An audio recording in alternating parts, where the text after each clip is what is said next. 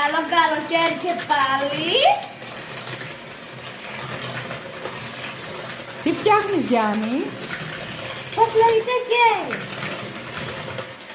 Τώρα είμαστε στην αυγή ακόμα.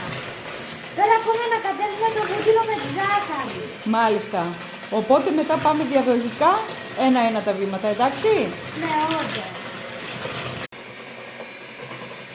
Σε τι φάση βρισκόμαστε τώρα, Γιάννη? Βρισκόμαστε στη φάση που βάλαμε 4 διατροφικά αυγά. Δεν ξέρω που κόλλεται διατροφικά, αλλά τέλος πάντων. Διαδοχικά θες να πεις, Διαδροφικά, ναι. Από Και τις χτυπάμε κόρτες, καλά, δηλαδή μέχρι να αφρατέψει, Ναι, έχει και λίγο καλύτερα από πριν. Είδες, υπομονή τι κάνει, τα αποτελέσματα. Ναι. Ας βάλουμε για το κερασάκι της τούρτας, δηλαδή τη βανίλια.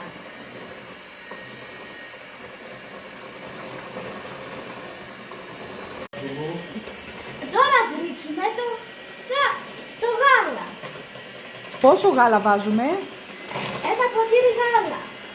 Τώρα ας ρίξουμε το baking powder, κάπως έτσι λέγεται, για να σκοτώσει το κέικ μας. Που ακόμα να πάρει χρόνο. Λογικό είναι. Οχοχο. Τώρα ανοίγουμε το διαδοχικό αλεύρι. Και τι κάνουμε, σιγά σιγά να κατέβουμε, Ναι, σωστά είπες. μέχρι να γίνει ένα μείγμα. Ναι, εγώ είμαι μάγειρα σεφ των ελληνικό, ιταλικό και κυπριακό φαγητών και από μικρή και από τα τρία σε διαφορετικά Έλληνα. Ξέρετε, παιδιά. Τώρα, νιώθω μια εύκολη εμπειρία που είναι εύκολο, διασκεδαστικό και νιώθω ότι είναι λίγο δύσκολο.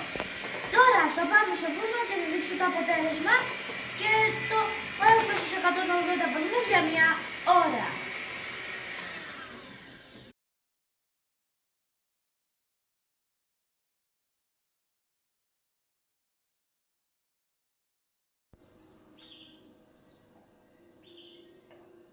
Να δω το αποτέλεσμα. Α, ξέχασα να σας πω.